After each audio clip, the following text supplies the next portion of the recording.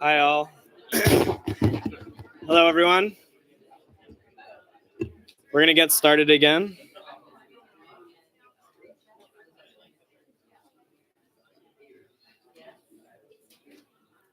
Thanks, everyone, again for being here. My name is Ben, in case we haven't met yet, and I'm a fourth-year Master in Architecture student here and one of the co-chairs for this conference.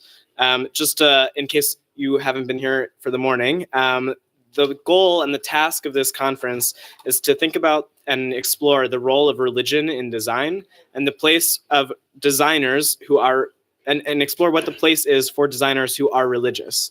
And so it's our committee's hope that this panel especially will tackle these questions head on, and especially think about how does religion operate on a daily basis in the work of a designer. So our moderator is going to be Karla Britton, who is currently a professor of art history at Diné College, which serves the Navajo Nation, and is a lecturer in architecture at Yale. Her PhD is from Harvard, and her book, Constructing the Ineffable, Contemporary Sacred Architecture, was based on a conference of the same name at Yale. So if you know any publishers, send them our way. Rick Archer is the CEO and a founding principal of Overland Partners and is a member of the AIA College of Fellows. Esther Sperber is a founder and owner of Studio ST Architects and writes and lectures on architecture and psychoanalysis. Patrick Quinn is former Dean of Architecture at Rensselaer Polytechnic Institute, RPI, and current Institute Professor Emeritus. He has worked widely and is also a fellow of the AIA. Jennifer Munson is the executive director of the Armenian Museum of America in Watertown, Massachusetts, which is just down the street, and also maintains a professional art practice. You'll notice Ronit Eisenbach, who unfortunately couldn't make it, but she's a professor at the University of Maryland School of Architecture, Planning, and Preservation. So she's not here, but she sends her regards. So we'll start with Karla, and just a reminder to the panelists, we're going to speak into the microphones, so even during the conversation, this is being live streamed to YouTube and will be available later, but it's only picking up sound directly from the microphones, so just keep that in mind. Anything else? I think that's it. Great. Karla. Well, welcome back from lunch, and I think we had a great beginning, so we'll try and keep up that momentum. I want to thank Ben and Shantine for putting together this conference, which I think in some ways is pretty daring. I don't think that the discussion between religion and architecture and design is one that is commonly held in most schools of design. And so I really appreciate your efforts to open up this discourse. The focus of this panel is on practicing faith and practicing design. And the panel really builds, I think, on the dual meanings suggested by the title of this conference, faith in design. So I think what we're going to hear from our panelists in this session, they're going to be addressing this issue about the idea of belief or faith in the design of their own professions and what it can do in the public sphere. And then I think they're also going to be talking some about how their own personal beliefs began to be implicated in the work that they do. So this dual meaning, I think, will be important to keep in mind as we move forward. Now, the focus of this panel in many ways is going to address, I think, the question that Ben had posed to us. Do you really need faith in order to design?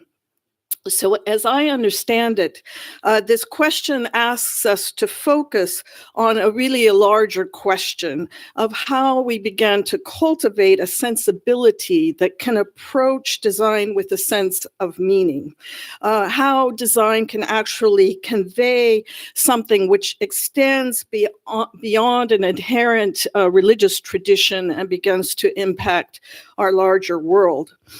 So in many ways, this question goes back to something that I'm quite interested in, which is, what do we think of as sacred today? How do we define the sacred today? And what does that mean when we talk about our built environments? I think the question asks us to consider this issue of practice, that we consider the sacred, as Abraham Joshua Heschel encouraged us to do, as something that is in progress, that is something really more about time than it is about place. So in a sense, I think we're addressing a larger issue, a longer arc of meaning, and not merely talking in spatial terms. So it's a focus, as Ben, I think, said to us on the phone the other day in a conversation, that it's a focus on the issue of process and not just product. Now, it was the religious scholar Mircea Eliade who famously observed that for the religious person, not all space is equal or homogeneous. Rather, space is, as he described it, hierophanous, that some spaces and places hold more meaning for us than other spaces. The religious person experiences then interruptions, breaks, as he says, in space. Some parts of space are qualitatively different. And I think focusing on the meaning of that is really quite important in this discussion. Eliade uses the example from Exodus when the Lord says to Moses, "Take off your shoes, for the place whereon you stand is holy ground." So in a sense, I think focusing on the idea of space not as homogeneous, but in a sense, having these ruptures, these breaks, is quite important. So again, the question arises, what do we consider sacred today? How do we express it in our built environments? How do we address these questions within the pluralism of the cities that we live in, within the public sphere? So to readdress such foundational questions, I think it's necessary for designers and planners who wish to take into account the authentic complexity of today's multicultural societies to be asking these kinds of questions. Religious buildings and sacred landscapes continue to have an enormous impact on our cultural environments. One thinks not only of mosques and recent state mosques in the Middle East, but also contemporary cathedrals that are being built in cities throughout North America and European sites, new synagogues in Germany, or recently constructed chapels or churches in China. In many ways, the questions that I think we're going to be asking in this panel extend beyond just these individual buildings, really to ask larger questions about what design can do, what planning can do, and what it means to actually preserve cultural and sacred landscapes.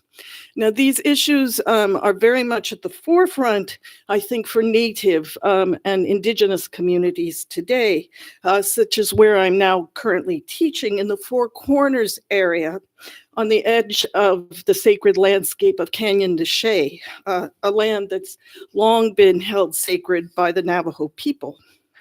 So across a whole range of academic disciplines, as I'm sure you know, there's this increasing recognition that religious conviction, or at least that search for some kind of recognizable pattern of meaning, really persists today as a potent force in our contemporary life.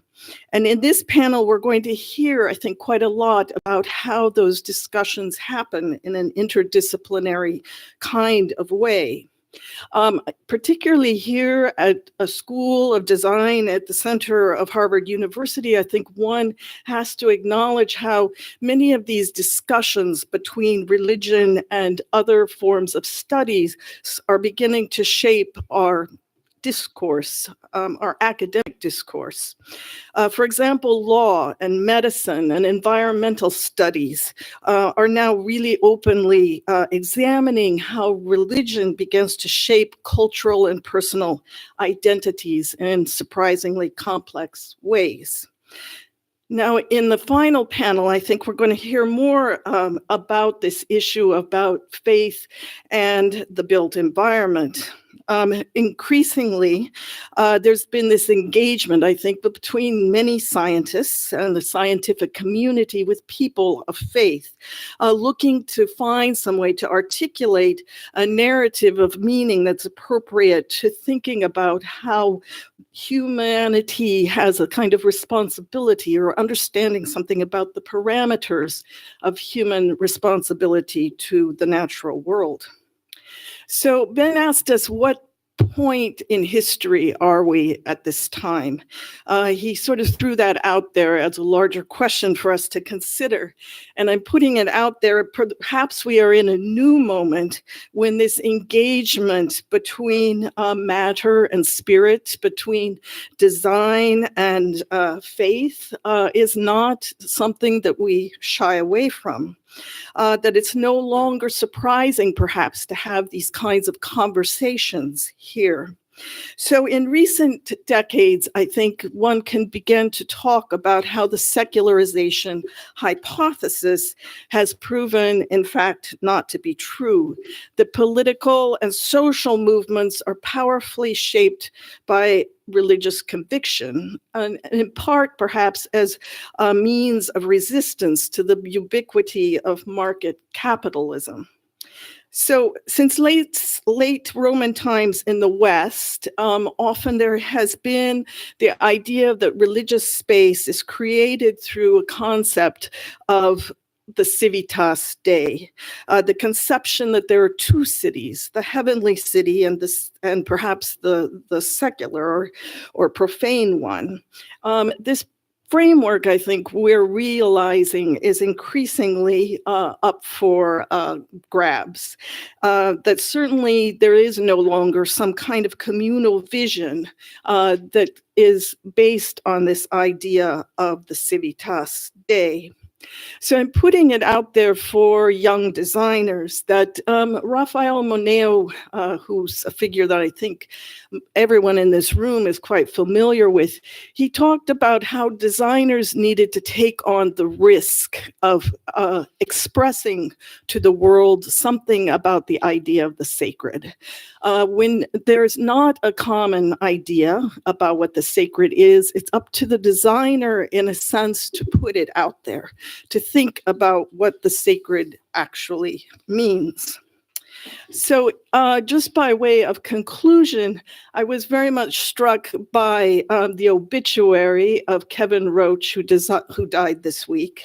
And maybe some of you noted in his obituary that he talked about how the obituary talked about how in 1982, when he was awarded the Pritzker Prize, he didn't quite know how to respond to that honor. But he did say, and this is my conclusion, that he asked, is not the act of building, the very act of building, is it not an act of faith in the future and of hope? Hope that the testimony of our civilization will be passed on to others. Hope that what we are doing is not only sane and useful and beautiful, but is a clear and true reflection of our own aspirations. And hope that is an art which will communicate with the future and touch those generations as we ourselves have been touched and moved by the past. So just by way of summing that up, I hope that Roach's contention stands really as a challenge to those of us who wrestle with the question of the sacred and its expression in design, and who are really willing to confront the risk, to use Maneo's word, that one takes not only to design, but even to contemplate the question of what the sacred is today. Okay, thank you.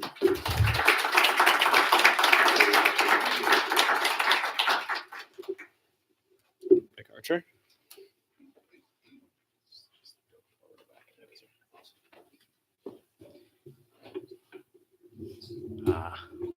Thank you.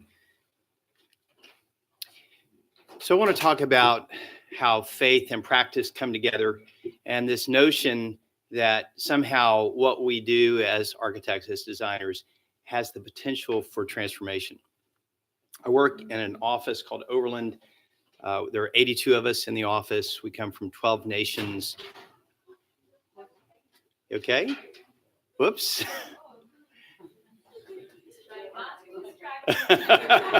Well done. It's a good distraction for me. We come from 12 nations and probably every faith tradition on the planet, or many of them. And in this very pluralistic place that I have been a part of creating, we're wrestling with how do we do that well? How do we each bring our own faith into the office every day? And what difference does that make in the work that we do?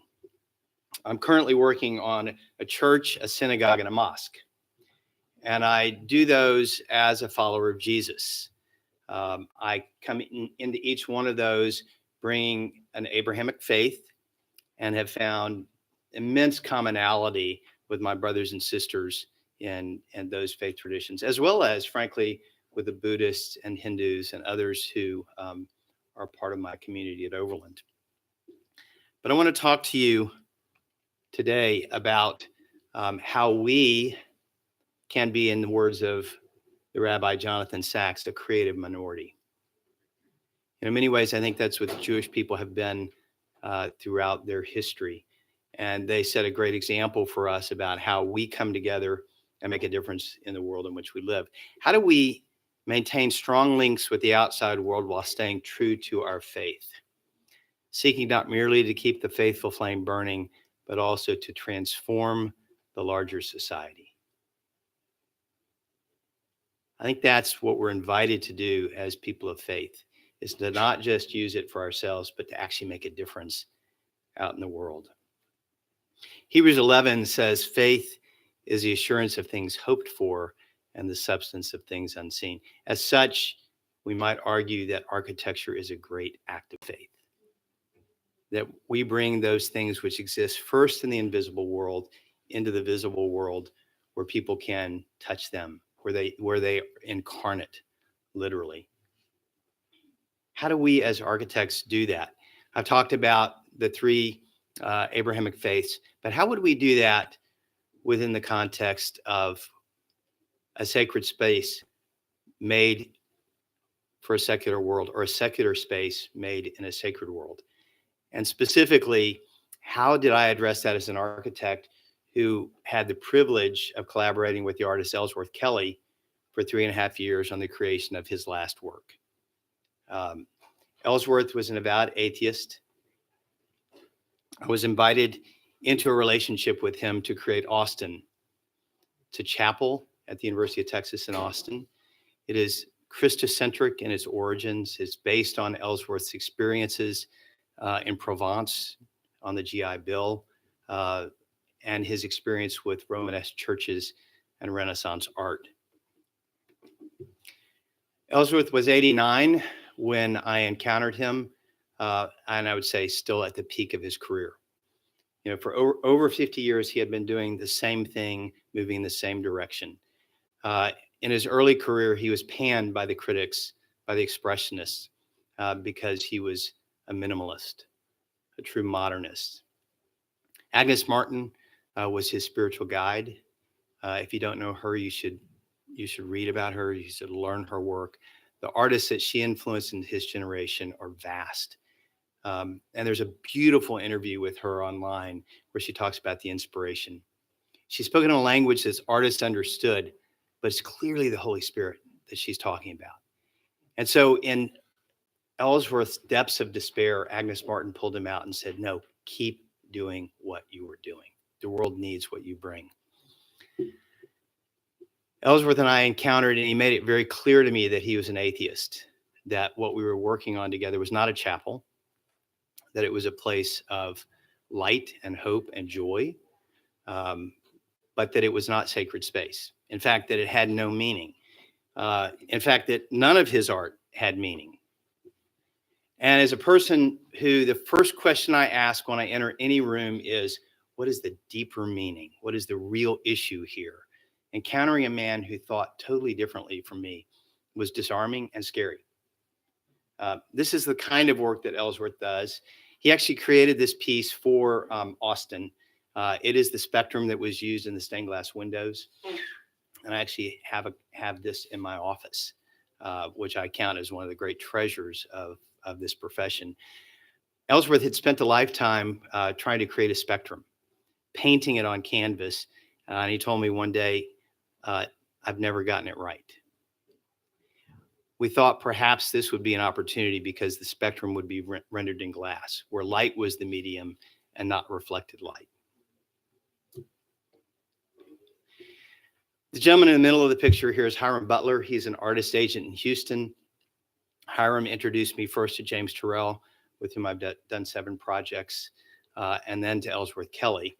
And we went up to Spencertown to a studio, and Ellsworth began to describe this vision that he had to create a chapel, a non-chapel, inspired by his experiences in those Romanesque churches with their Stations of the Cross and their extraordinary stained glass windows.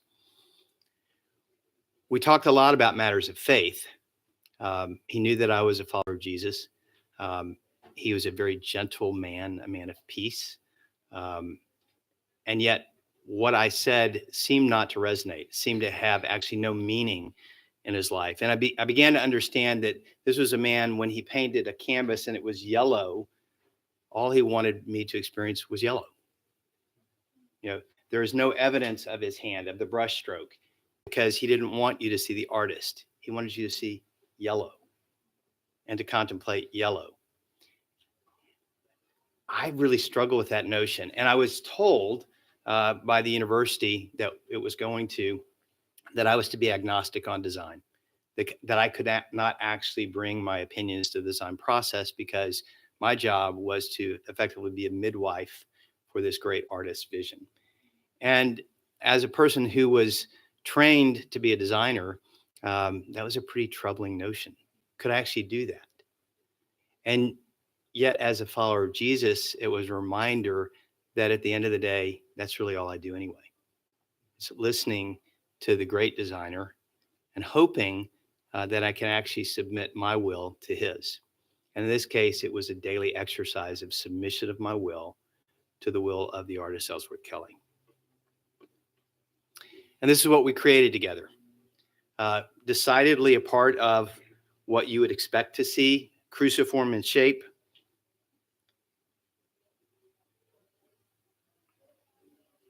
It has 3 major windows. It has an apse. Clearly a basilical. And Ellsworth once told me that he dreamed of it being in white. Originally, it was going to be dark, and then he had a dream. Someone else spoke about dreams today and about God speaking through dreams. And so I began to wonder, is it possible that this atheist is actually having a conversation with the divine? And that maybe God was using, imagine that, as he has throughout history, people who didn't believe to accomplish his good will.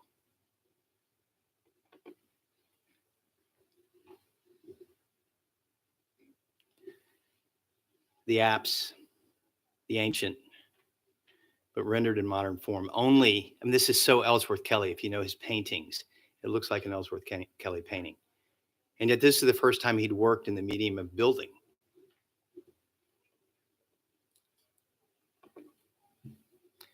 Mies, of course, said God is in the details. And if that is true, then Ellsworth Kelly certainly knew God.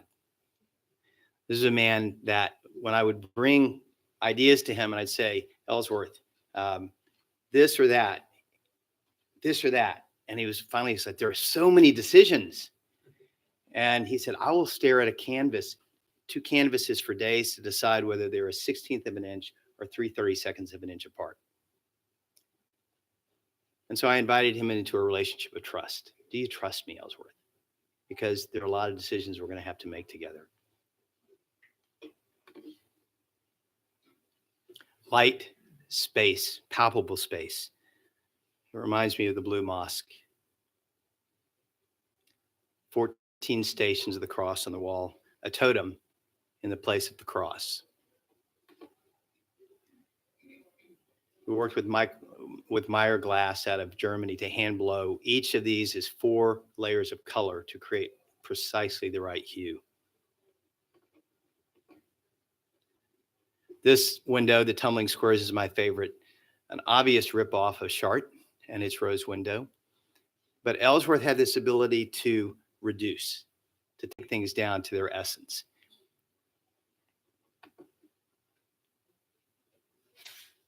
The starburst and the stations. These were his original sketches of the stations. When we first began to meet, I would ask him, what does that mean? Of course, knowing the Stations of the Cross, having grown up Catholic, I was like, well, that's where Jesus met Pilate. Well, I don't know who Pilate is. And over the 3.5 years with his own drawings, I was able to share the gospel of Jesus, the passion of the Christ.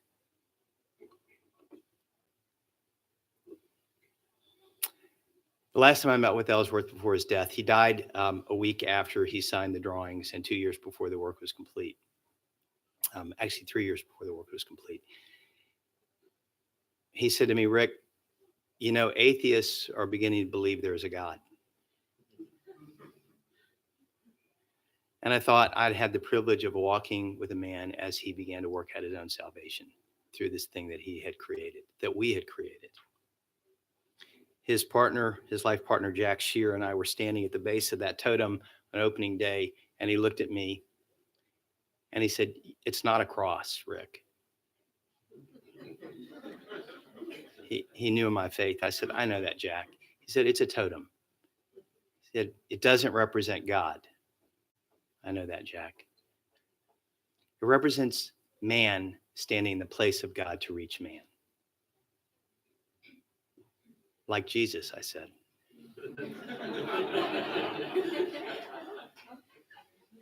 Yes, I guess like Jesus.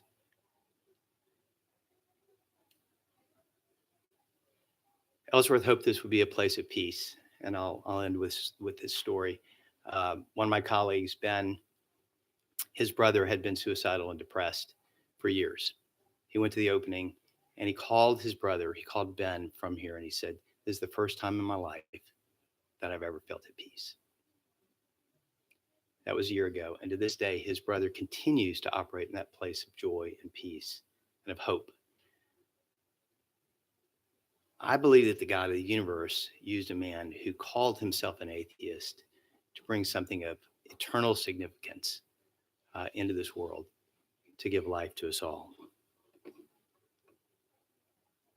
Can we both keep the faith and stand in that place where we transform society? Thank you.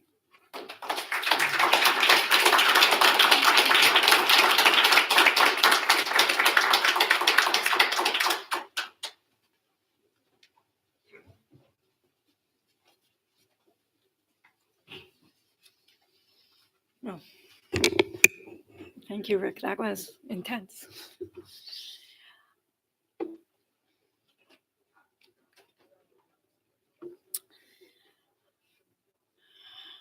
So thank you again, Ben, and everyone who put together this conference. It's been wonderful being here and thinking about these things with everyone. My name is Esther. I'm an architect and have a small firm in Manhattan. And I think what I would love to be able to do today, or I'll try to do today, is to encourage, especially I think the students, if there are any, to feel empowered to bring your whole self to your design work, to allow all the different parts of yourself to participate in the design. Our profession has suffered from a biased image of the architect. Whether consciously or unconsciously, the architect is most often seen as male, independent, educated, white, and secular. The architect could rationally analyze any building program, study the urban fabric of any place, and meet the needs of any kind of client. He is a kind of archetypical human, able to respond to any typical client with standards of ergonomics and proportions and known needs. Of course, this is to a certain degree, a gross, inaccurate accusation of our profession. Many architects are deeply attuned to the particularities and peculiarities of their own clients and the poetics of place and space and climate. Nevertheless, when I studied architecture, it was my understanding that in order to become a good architect, one should identify with these guys. And you see, I'm pretty up to date. But of course, none of us, neither architects nor clients, are typical or generic. And this is from the Universal Design body sheets.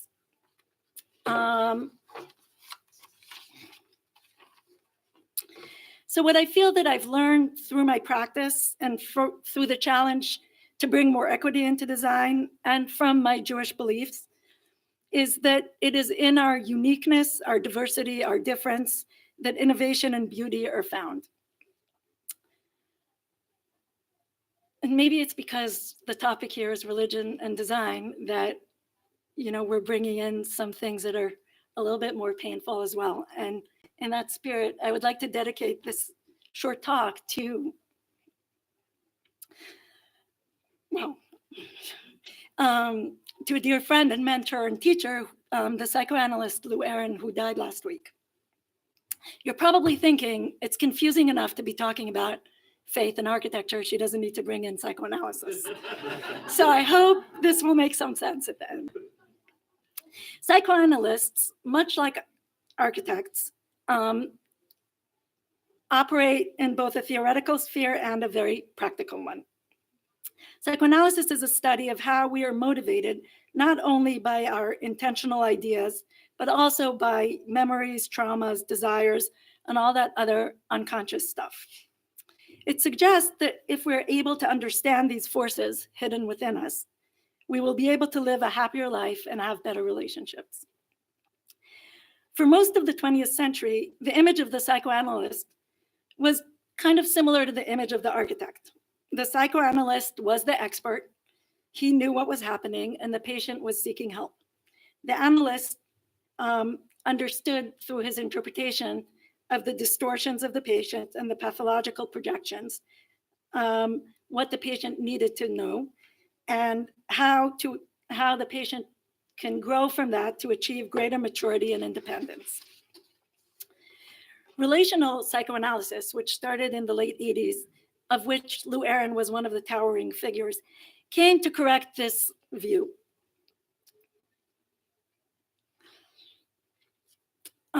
Its main claim was that both the analyst and the patients were always creating and recreating themselves in relation to one another. I am I because of who you are and because of our relationship in this particular time and place. The self is not a fixed object, but rather a complex constellations of talents, wishes, and habits, which unfold in the specificity of time, place, and interaction. One of the extraordinary aspects of Lou Aaron's theoretical work was that he chose to integrate his Jewish spiritual tradition into a highly secular academic field of psychoanalysis. Inspired by his personal understanding of the relationship of man and God, he saw therapy as a mutual creation between a therapist and a patient, while also preserving a kind of asymmetry that is demanded by the therapist's professional responsibility. In Lou's spirit, I want to try to understand how we can each bring our own whole layered self into our architectural task and realize that the design work is a mutual creative process that unfolds between the architect and the client. I suggest that if we bring more of ourselves into the process, it will enrich and deepen our architectural work. And I try to do a little quick, crazy Venn diagram of all kinds of personal selves.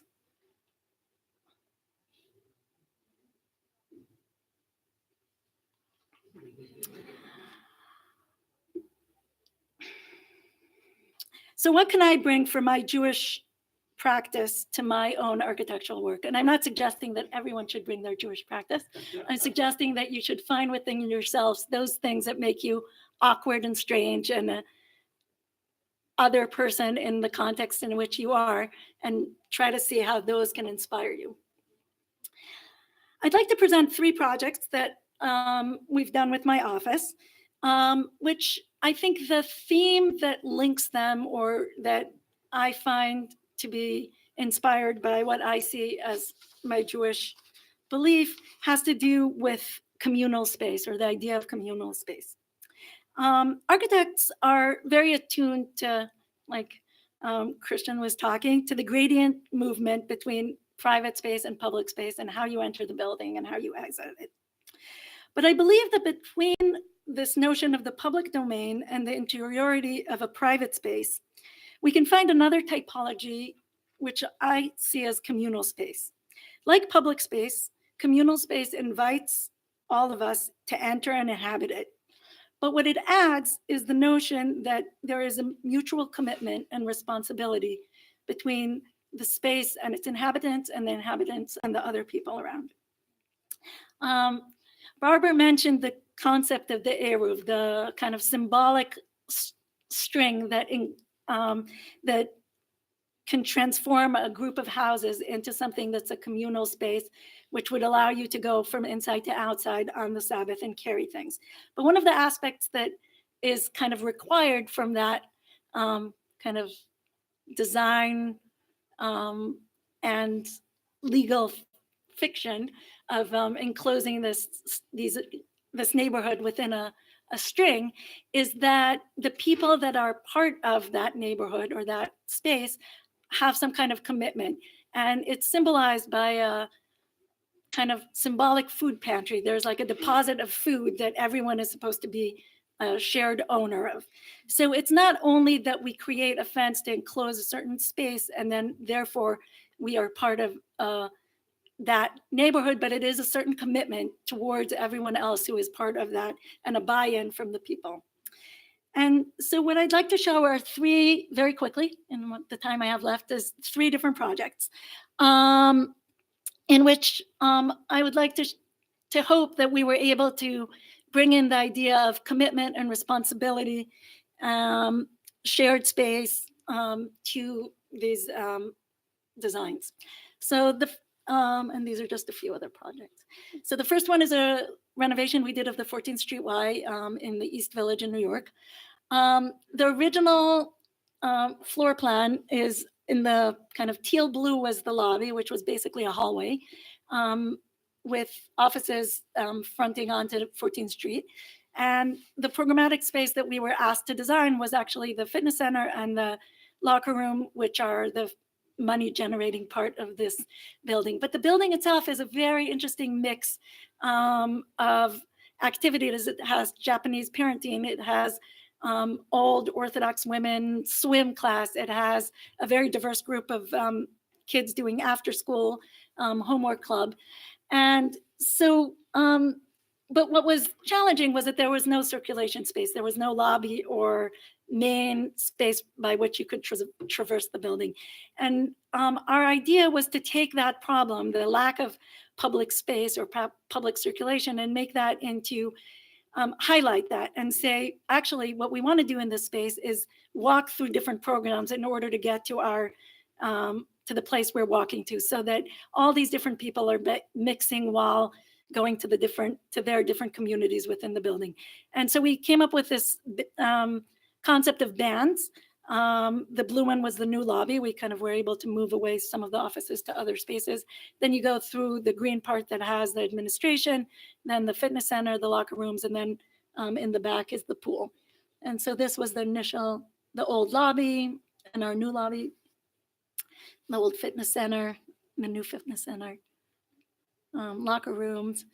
We had a very tight budget, so we really just played with kind of exposing things that were there, like the concrete floor and the very ugly spray of the fireproofing on the ceilings, and use the most generic lockers, but play with the color to create a sense of a specificity of the space. The second was a competition that we won and then worked on for quite a while, but ultimately didn't build the building, for a synagogue in New Jersey called Kesher. The interesting thing that the name of this community, Kesher, means in Hebrew both a knot and a connection. And so this is the site. The idea was to possibly build around this building or maybe demolish the building. They couldn't decide, so we had to design it to work both ways. And the idea, these are some of the form studies we did on the site.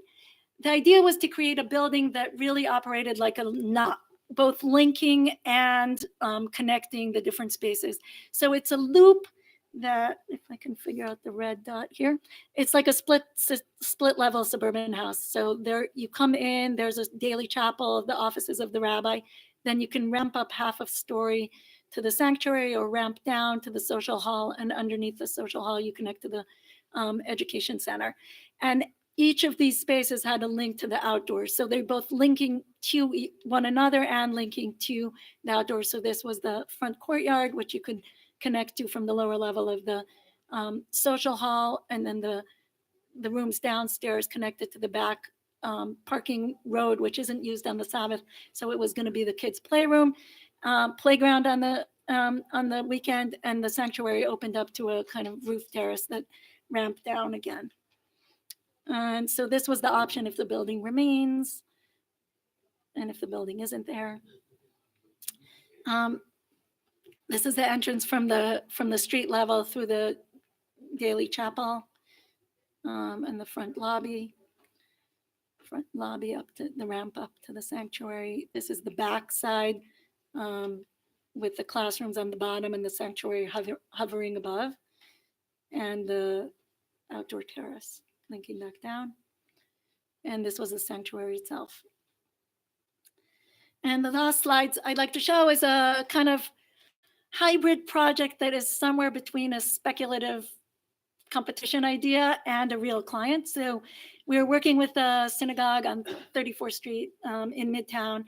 And one of the options that they were considering was demolishing their building and selling it, their lot and the next door lot that they own, which is a parking lot right now, to a developer. And they wanted to think about what it would mean to inhabit a synagogue that was part of a condominium. And so we called it the Synacondo. And the idea was to try to find a way to, while the condominium was going to be much bigger and fancier in some ways, how could we create the identity of this synagogue nested within the condo? And one of the interesting things is that this is a very typical problem for probably in many places, but definitely in New York, where real estate is so valuable. These various religious congregations own incredibly valuable real estate, and on the other hand, have no money to do anything. So trying to find a way to capitalize on the value of their land and air rights in order to maintain the community is a very important idea. And the idea was really to find some kind of form that would feel enveloping and kind of like a hug for this community, this synagogue nested within the condo. The idea was to use the requirement of the 30-foot setback from the back lot, in order to put the synagogue in a basement and bring light in from that courtyard in the back, and then really only use the second floor valuable real estate as the ground floor and second floor for things that need light, the daily chapel and the classrooms and the offices. And so this is the floor plan on the ground. Where's my dot? So you enter and have this stairwell that takes you down into the lower level where the sanctuary would be, while the daily chapel and the kind of garden would be on the ground floor. Then if you go down, there's the chapel in the back with the skylights and various other programs in the front. And the lower level has the second floor has the classrooms and daylight. And so this is the entrance, the lobby going down, and some thoughts about the sanctuary. Thank you.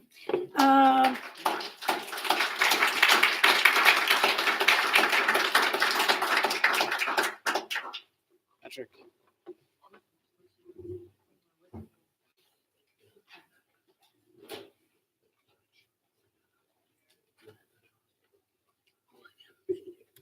Oh, great. You get it on the first slide. Hold on. That's your see.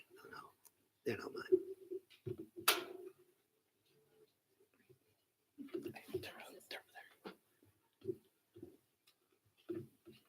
Which one? This one? No, they're not my slides. Oh. It's this one. Not that Yeah, yeah. one. No, is Oh, it? Is yeah. it? Bring that one up. Yeah. Okay. And how do I progress? This left or right? Okay. They're going automatically though. Do you want them to go automatically? Sorry. Do you want them to go automatically? No. Let's try this. I'll forget that. Goodbye. Yeah. And then to change them, I just press this. Yeah, it says they're going automatically though. I don't want them automatically. Well, they could go automatically, but they're not going to, right? I believe so. Yeah, Well, so left, right. Okay. Having come to grips with the digital age here, I should say that looking around and listening, it's quite overwhelming. Why do I say that?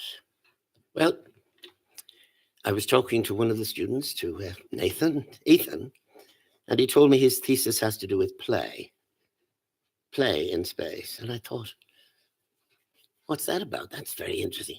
Then I realized that as an undergraduate in my first professional school, my thesis was an Olympic stadium. Far, far from religion, but not too far from ritual space, because we are all creatures of ritual. How did I come to this conference from that? How did I come in 1967 to organize a class in the College of Environmental Design in Berkeley on architecture and religion in the future city? 8 students in architecture and 8 seminarians from the Graduate Theological Union. It started with a discussion between Jane Dillenberger, art historian, theologian, and myself, answering a question posed to us by someone who was organizing a national conference on religious architecture, Donald Bauer Smith.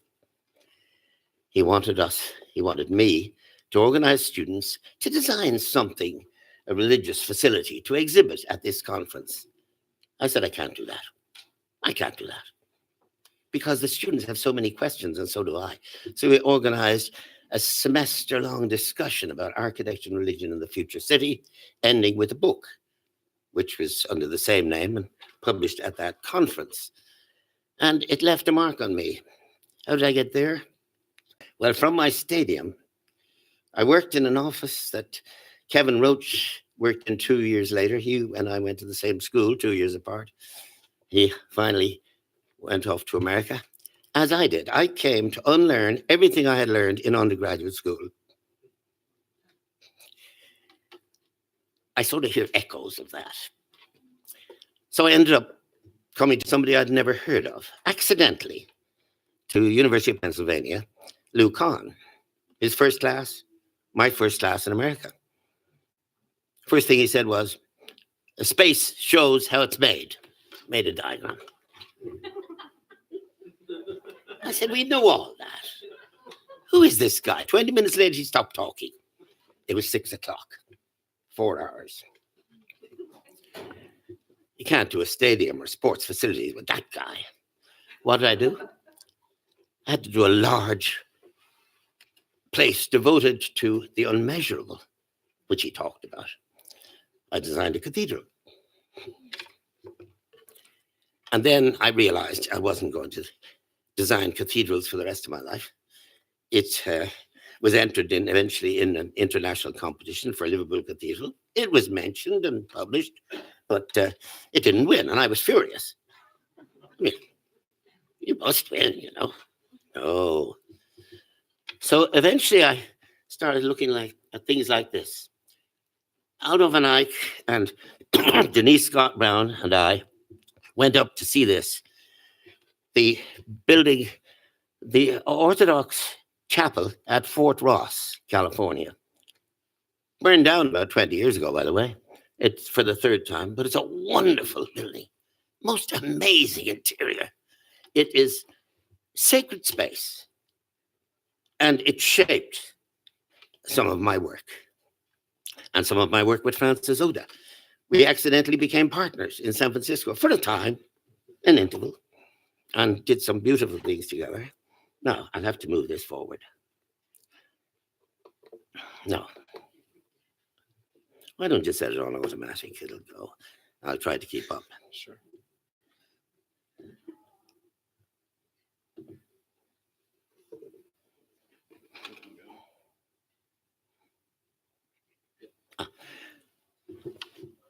This is a place in Southern California. Oh, it goes too fast. It was too fast for me. We had written, 4 of us. Oh, we have to stop this. How can we stop this?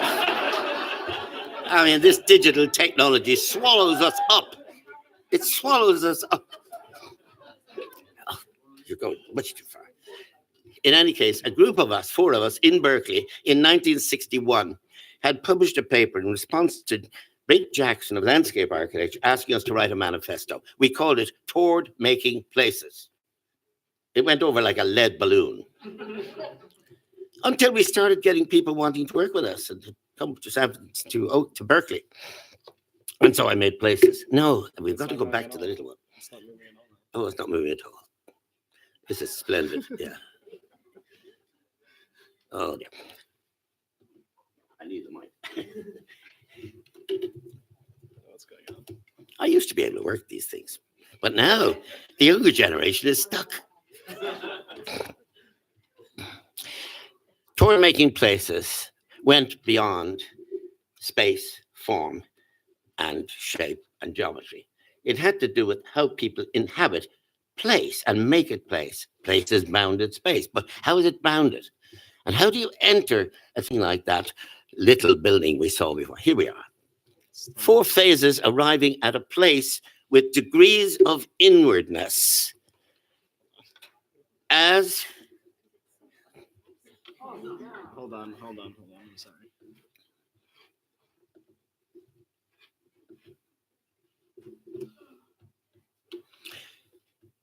as God enters us from the time we're born. Degrees of inwardness. And before we find it, let me say, my definition, apart from making places of architecture, is that it makes connections between the unlikely. Does that sound familiar?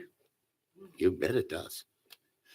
Because all our lives, as whether we are believers or not, architects or not, we're asked to make connections between the unlikely. And even if we're not asked to do it, it happens. We meet one another accidentally. Things happen. We evolve. We unfold. So this thing arrives in 4 stages. And okay, it'll work now? Yeah. Up and down? Left and right. Okay, let's do it. So I want to talk about the process of entering. The next slide shows a village. It's really, oh dear, it's crazy. I'll go back. A village. A street enters a complex which is dedicated to Christianity. It's a church, a school, a house. And so there's a street entering it. Oh dear, this is crazy. Well, I'm using the left-right arrow, but I have to go right then. Oh, I'm sorry, folks, but I'll take you through this street. Oh, we don't have a. Do we have a? Oh, it's okay. You can see my finger there? No, you can't. No, it's touch screen, so just use the arrows. Okay. Take us through the street. The street leads to an octagonal fountain here under a changing roof. You turn into this space to an octagonal. There's the octagonal fountain open to the sky. It's symbolic, 8 cubes. Enter to an octagonal baptistry under a pitched roof. You turn right before you see a little meditation chapel that gradually prepares you. You're leaving the world into something. Oh dear. Does anybody have a pointer? Little. It's here. Ah, we've got it. Okay. Let's go on then. We head along the street into this space. We'll go around. An ambulatory leads you around past some tree of life windows into a space which has 4 elements: a circle of light, a circle of vision, a circle of sound, and a circle of infinity which moves forever. I'm sorry about this ghastly transformation. Sorry, one more thing. How could this possibly happen? It's just the original file is set to 5 seconds. That's why it's moving. I had this problem last night. You did? Yes. Oh, you were here last night? No, but I should have practiced. yeah, I'll show you. It doesn't matter. I've gone over my time. No, I'm going to show you how to do this.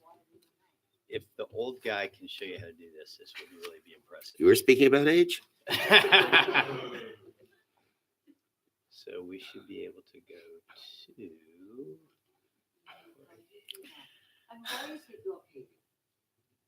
Oh, Sorry? why don't we show it like this? Just Yeah, you leave it can do like that.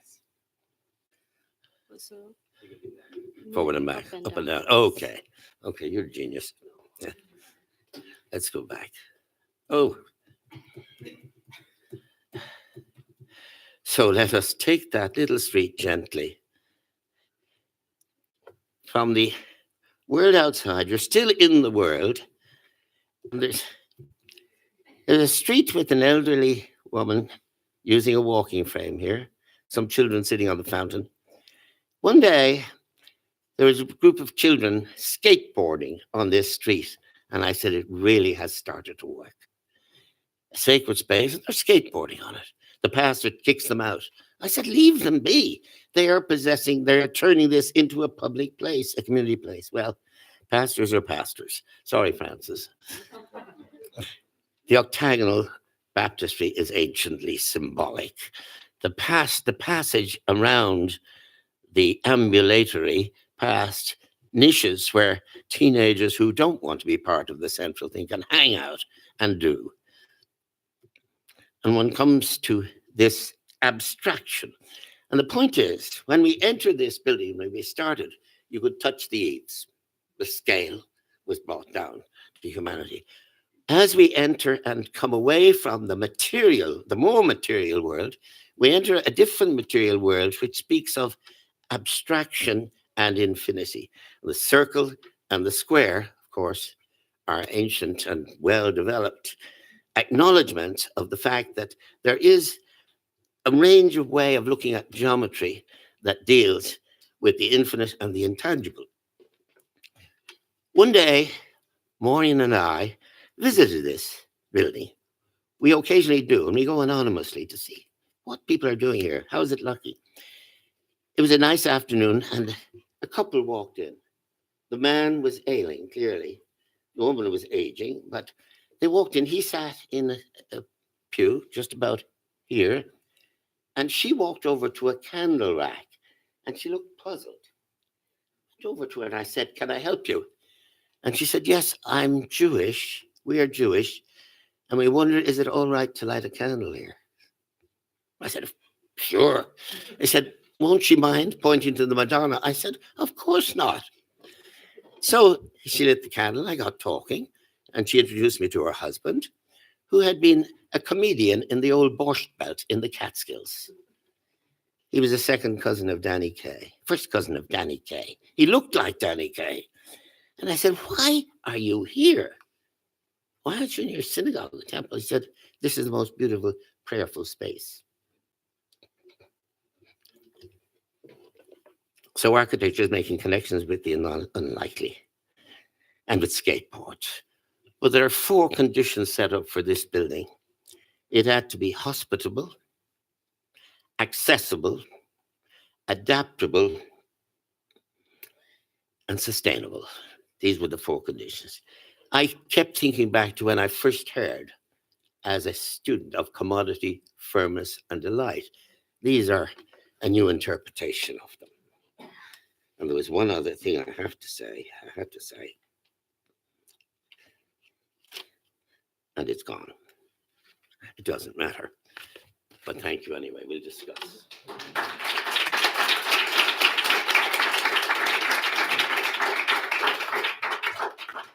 I'm sorry, Patrick.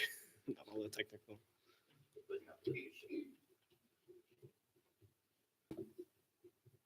Okay, Jennifer.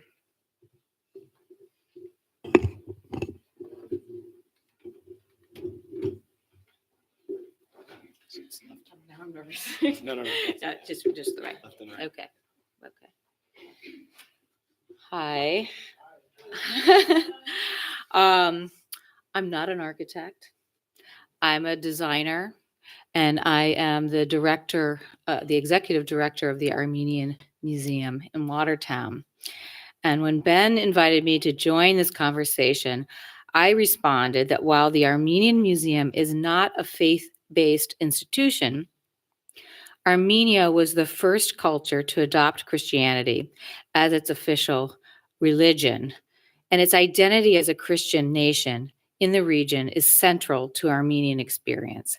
And as the new director, I happen to be a designer and was a senior designer at the exhibition and design department at the Museum of Fine Arts in Boston for 15 years. So that's a very unusual combination. So when I joined the Armenian Museum 1 year ago, I partnered with an architect to study the museum's brutalist building, to see how we could use design strategies to adapt the existing architecture to this specific cultural mission. As church architecture and Christianity are central themes in Armenian culture and central to the collection, we embraced Ben Thompson's, you know Ben Thompson, right? GSD guy. So he designed this brutalist building in Watertown, Massachusetts that the founders of the museum bought in the late 1980s. To embrace his brutalist design as a metaphor for the difficult history of Armenia, and in particular, as an appropriate environment to quote Armenian church architecture. First of all, I wanted to show you that I created a new identity for the museum, and this is related to church architecture. This is the symbol on the right is a symbol of eternity on this 13th century monastery in ruin in Armenia.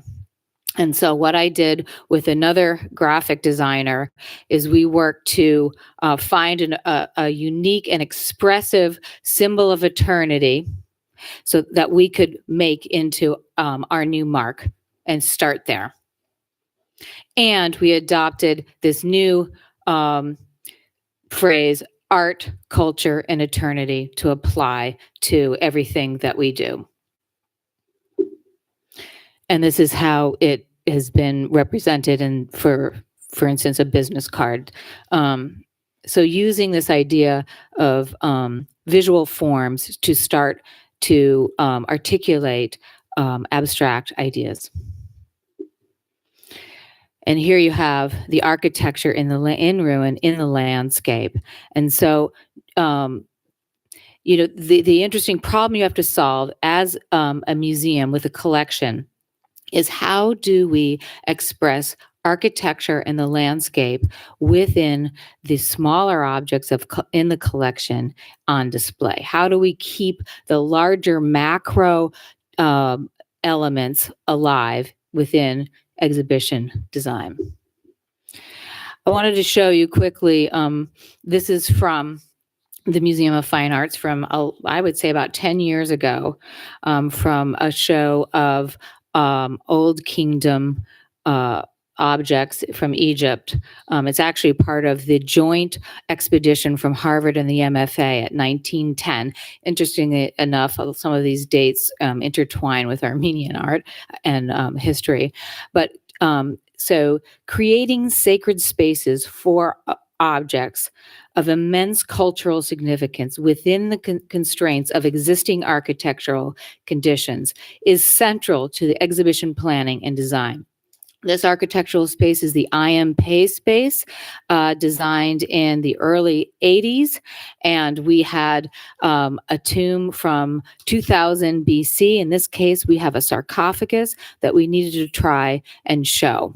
And have the public, the general public, come in and understand that this object is a sacred object. And at the same time, its coffin lid is considered to be the finest painting of the Old Kingdom. And how do we show those things and bring that to the attention of visitors who know nothing about Egyptian art, not very much about art in general, or know a lot about it? So what we did is we exploded the panels so that visitors could come up close and really study the detail of the paintings, as well as the objects you can see on the right that would have been inside. This is just to show you, just jumping to Indian miniatures. So bringing architectural quotations as well as the use of color, for instance, to keep people looking again and again in different ways at these very intricate objects. And then this one was just, I would say this was 2 years ago, the Della Robbia show, maybe a year and a half. And so the idea of these Christian objects from a time period that are rooted in Christianity, but are being seen in the context of an encyclopedic museum, and that it has to live also with information. So what are the features that make an Armenian church instantly recognizable? First, all churches were built entirely in stone. The scarcity of wood prevented its architectural use in medieval Armenia. Dark basalt was also used for more sturdy foundation work. Thousands of Armenian churches were built during the long history of Christianity. They varied in size from very small to large, though there were no giant structures like St. Peter's in Rome or the Hagia Sophia in Constantinople or the large cathedrals in Europe. Some churches were intended to stand alone, while others were parts of monasteries. A large number of types were developed, providing a great variety of exterior shapes and interior volumes. Some types are found in adjoining Christian areas, but Armenian plans usually modified to conform to local conditions. And I want to show you this image of the ruin at Ani, which is a very beautiful piece of architecture within the landscape. And I want to point out how one of the major themes that I am working with is the idea of lost architecture and architecture, architectural first aid, architecture that is being ruined and being targeted in this region. So one of the concepts that we are applying is the idea of the longing for lost architecture. So Armenians who came to this country post 1915, who were forced to leave their landscape, their architecture, their homes, and come to this country, had to live with the fact that the architecture remained in the landscape and also was under siege. And this is another important concept in Armenia, is Mount Ararat. And you can see that the canonical features in the architecture is actually very related to the landscape, the sacred landscape that surrounds it. And here's an interior volume of a medieval space. And I took all of these things into consideration when I had to combine that. There's Ben Thompson in Lexington in the 1960s. And I wanted to show you on the right, you see a familiar building in Harvard Square. And then on the left is what I got. And he designed the two of these buildings at the same time. On the left was to be a bank in Watertown Square. And on the right, of course, was for design research. And so what I'm trying to do right now, and anybody can call me and tell me what you think at any time, is I'm trying to figure out what are the important parts to the building on the right that I could bring to the building on the left to bring a sense of joy and openness, to transform it from a bank to a museum, to a place to welcome people and to show art. That's a big project, right? Interesting project though, right? This was just taken of the interior. So this is some of the work that I've been doing recently. You can see the coffers are lit, and what's been exciting is to relight those coffers. They weren't being used, and I feel like the architects sort of started to come back to life as these pattern became discernible in the ceiling. There's that spiral staircase, which was added, I believe, in the 80s. And I'm trying to work with what I have. But you can also see that the idea of stone, the idea of concrete, the idea of the vaulted ceiling space is actually parallel to Armenian church architecture. So of course, Armenia experienced a Soviet era as well. The hard surfaces, the floors, what we're trying to do is I have to undo a lot. And so I know you were talking about that a little bit earlier, about one of the things that you have to do in an existing space is to actually undo. Okay, on the left is the Breuer, Met Breuer. So I've been looking at that. And thinking about this architecture, the Armenian architecture, and how it relates to this existing condition. I'm also looking at Parajanov, who was an avant-garde filmmaker in 1969 in Armenia, who was working with the concept of ruins of church architecture and the cultural objects that could inhabit it. So this film has been an important inspiration for me. So stick with me, because I'm taking these different ideas and bringing them now into the space to minimally alter the existing condition, to embrace the brutalist architecture, but to add content of Armenian cultural objects. And here we have the first display, which I just opened on November 15th, which is this kind of ribbon of history on these. So they're on stone floating platforms that reference the basalt that I mentioned to you earlier. The casework was custom designed and built by Armenian carpenters, and we go through the timeline of history as an introductory gallery. And then you can see from the outside, we invite visitors to look in. There's actually traffic that goes by, and they can have a show right there in their car, and then make a note to come back, because not a lot of people, as you probably don't know too much about this museum yet. And these are just some of the objects. I just wanted to show you some of the objects that we have in the collection. And this is the space, I'm going to end here. This is the space that I am just working on now upstairs on the 3rd floor. I took out all the carpet and had the floors polished this summer. And we are now using it for our contemporary space. I'm developing a new show that's going to open on April 24th, which is Armenian Genocide Remembrance Day. And tonight we're going to have a performance of cello and piano there.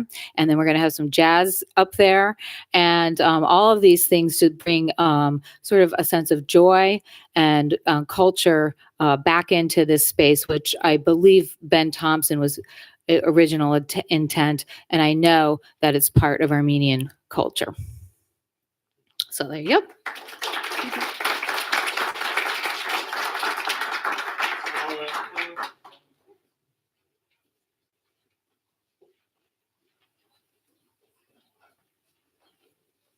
I felt like, Patrick, you really called to our attention the importance of ritual architecture, ritual space, and the way in which there's the potential to bring people together, unexpected likenesses, I think you talked about, or something along those lines. And I felt that that was perhaps somewhat different than what Barbara was talking about a new kind of idea of a ritual space.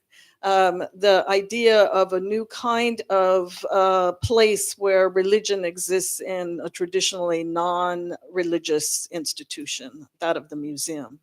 So this was the way that I was thinking about perhaps breaking down this discussion, but following the example of the first panel, I'd like now just to hear your reflections on what you've said, or if you want to add anything, or if anything I said might, I don't know, spark a conversation. Yeah, that's great. I actually did really resonate with Esther's comment about that. I have mentored a young man who was in architecture school, and he was being eaten alive freshman year. It was just horrible. And we were having lunch one day, and I said, you know, the God of the universe indwells you. Are you inviting him into what you're doing? Do you bring yourself fully to the studio? And he said, I've never thought about that. The next year, he won the design award as the top designer in the school every semester. And his professors approached me and said, what happened to Clifton? He just disappears in the middle of studio. We know you've mentored him. What's he doing? And then they said, we think he's going to pray. And I said, well, actually he is. And then their response was, we wish all of our students would do that. Well, not actually pray, but bring their full self to the studio. And I'm glad you asked that, because I think in the submission of my ego to the project with Ellsworth does not mean that I didn't bring my full self. And I think sometimes we get this confused that our ego is our self. But in fact, it's a false self. And I think by submitting, by choosing to submit, we actually aren't giving up. We're gaining, right? We're gaining the fullness of who we were created to be. And I think that liberated me to operate in a space that I couldn't have otherwise. And one of the things that I really struggled with Ellsworth on was this notion that things didn't mean anything. And at first, that was really troubling, as I described, but it also was really liberating, because there are lots of things in my life that don't make sense. And it gave me permission to not make sense in a way.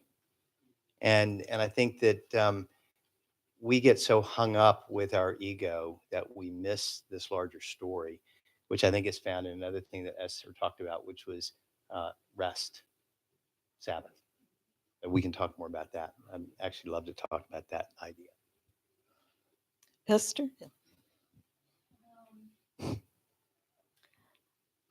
I think one of the interesting things that came out to me by just speaking and listening to everyone on this panel was how unusual it is to be moved by people's talks about architecture.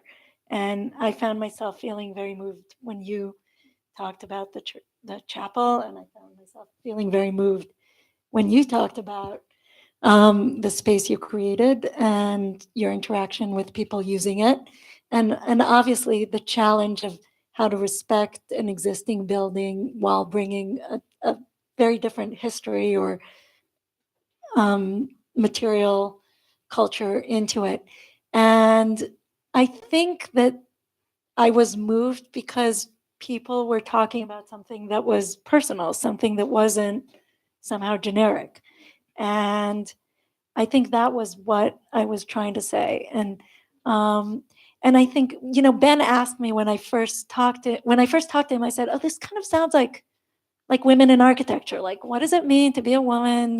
Does it mean that I leave at 5:30 because I want to be home to give my girls dinner, or it doesn't mean something else?" But I think there is something in that, and maybe that's also a kind of a Sabbath, a break from work that allows us to rejuvenate. But I think it all ties into the same thing, which is that we are complex creatures, and often we don't feel that there is permission to say, I'm doing this because this particular yellow is just beautiful, right? Or any other kind of thing that moves us towards doing. There's kind of the right things that you're supposed to be trying to do. So I find this very a place for a lot of new thoughts for me. Patrick?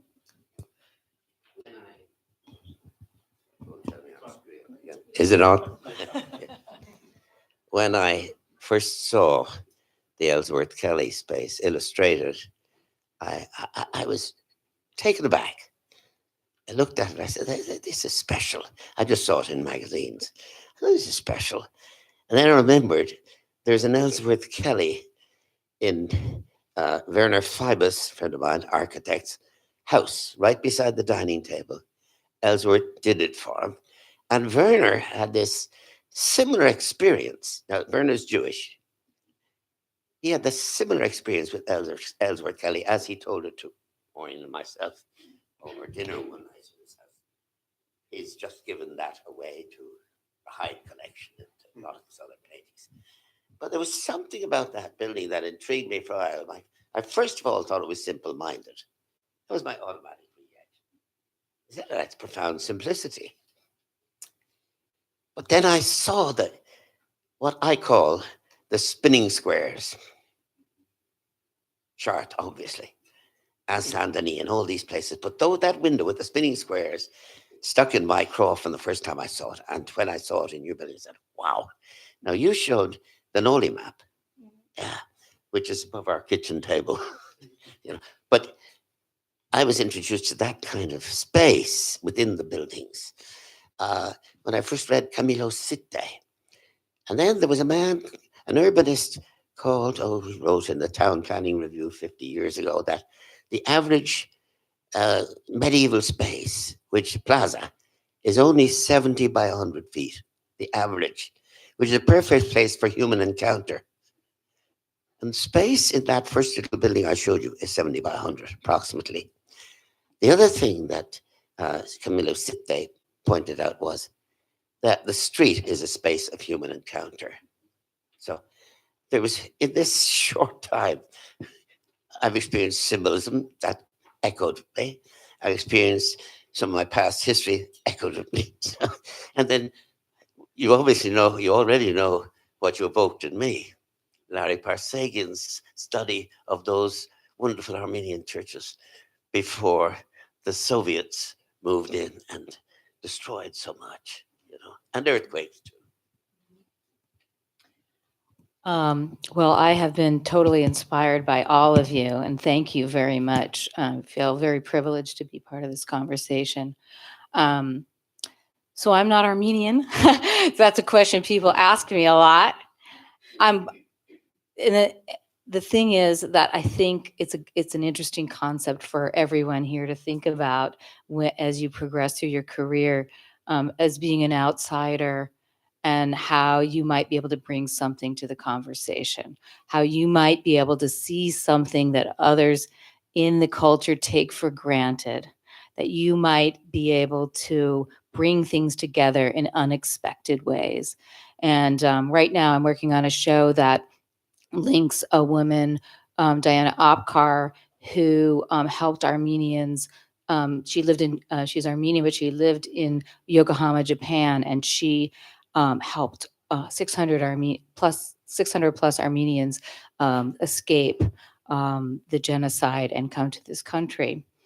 And the reason that I got to know her was because I had just accepted a collection of paintings from a woman who came to this country at 5 years old from Yokohama, Japan. And I was like, wait a minute, what's that connection? And it turns out through doing some research, I found out that she's on the manifest from Diana's work to get her out of the country. And then she lived to be 100 years old and made paintings, and they're in the collection that I just acquired. And so this idea as an outsider to make those connections, because I'm so curious and things aren't as familiar to me, allows me now for the next show to show the power of the individual, the power an individual has to make change and to actually allow another person to live to be 100 years old. And so those larger themes that are universal themes in every religion, for every experience, are things that I hope that we can bring, so expanding the conversation from one culture to connecting to others.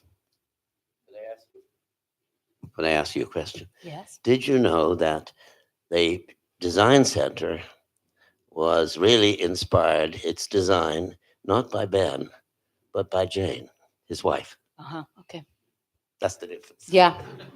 That's a topic I'm going to be looking into a lot more. So I think we should open it up to the audience. If you all have questions for our speakers, please let us know. Yeah. Hi. So thank you for a really marvelous set of presentations. I was thinking about materiality while you were speaking. So many amazing images of objects and spaces and kind of attention to what things are made of. And because I'm not an architect, I'm always sort of fascinated by how you choose materials. And so I wondered if they're, thinking about material affordances, are there materials that lend themselves to sacred space from your experiences in design, or more or less? I know that's a really kind of open-ended question, but I'll just talk for one more minute so you can think. So in my own, the project that I'm working on now is about materiality in genre, in literary genres. And so does poetry give us, what does poetry give us in the domain of materiality that the novel could or could not? I'm working a lot on the graphic novel and comics, and that kind of interplay between text and image is another way of thinking about space in a kind of a thicker fashion. And this notion of affordances, I kind of lift through a literary theorist named Carolyn Levine, who uses that term to talk, who she adopts it from architecture to talk about literary form. Mm-hmm. What do forms lend themselves to? And so I wondered, again, on this question of what you choose, I was thinking about it with the light or the stone. Are there materials that lend themselves more or less to sacredness? Well, I would say that on Kelly's Chapel, it was a study in materiality from the very beginning. He originally imagined it and said, I want it to be as thin as it possibly can be because I want the walls to emit light. But we had to deal with how does it stand up and how do we convey air and how do we make it of a material that would actually last. And his original concept was it was going to be made of plaster, and so it would be white. And I went to him and I said, I think that's a really bad idea. We're creating a building that needs to last for many, many generations. And so I think we should make it in stone. He loved that idea because the churches, the cathedrals that had inspired him were stone. And so we did literally a worldwide search for a stone that was hard enough to withstand the elements in Texas, but that was also white and that wasn't granite, so it wouldn't be sparkly. And we found a limestone in southern Portugal, which actually outperforms granite in terms of its hardness. I didn't think one existed, but we did a lot of laboratory testing, and we went through a deep exploration. We also, on the art pieces, the totem is a single piece of redwood, a tree that naturally was felled, and then that was found in the forest and then brought for Ellsworth. And the glass, we worked with artisans out of Munich, Michael Meyer and his studio, which has been producing hand-blown glass for generations, and did lots of testing. But the one that actually is most interesting to me was the panels. Ellsworth had never done a building. He'd never worked in glass. When it came to doing the panels, his plan was for them to be steel and to be painted. And I suggested, at least I'm told I suggested this, that he considered doing them out of stone. And he said that would be great, but I wouldn't know where to find the stone. And so we began a search around the world for a black and for a white that would represent his idea. And it occurred to me, as a lover of art and a follower of Jesus, that the greatest depiction of the Christ in stone is the Pietà. It was this glorious white Carrara marble. And we began to pursue the notion of the quarry in Carrara, actually, where that Pietà was quarried, making the stone out of that, the panels out of that. The only problem was it had been closed for several hundred years. And we went back to the family who had continued to own that quarry and convinced them to open the quarry. So the white stone comes from the same stone as the Pietà. So I brought this stone with great pride to Ellsworth, and it was just extraordinarily beautiful. And he looked at it, and he said, and he held it in his hands and said, "I love it."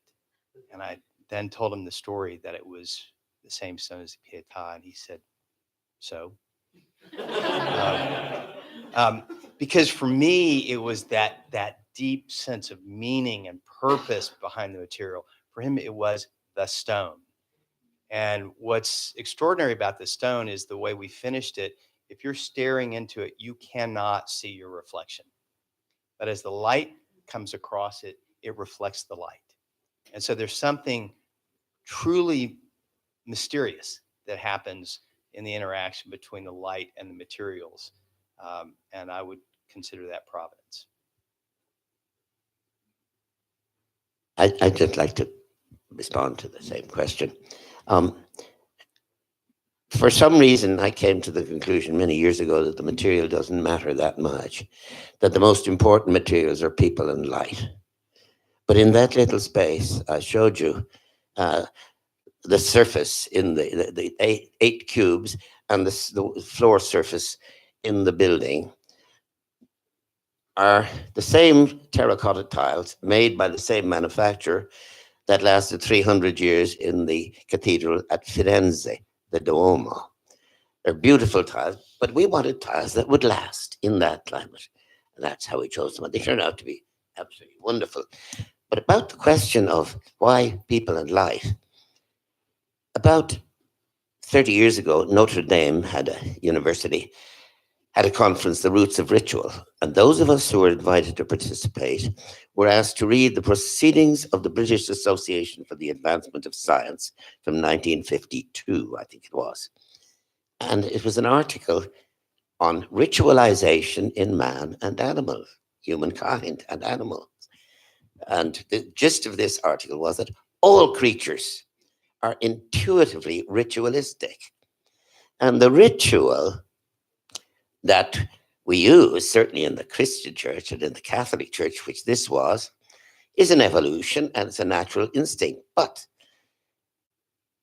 I read in Minucius Felix, who was a 2nd century father, 3rd century father of the church, we have no temples, we have no altars. And the Jains of India, the Jain religion, they say the same thing. We need no temples. And yet they build temples like mad. And we build temples like mad. We build churches, huge things.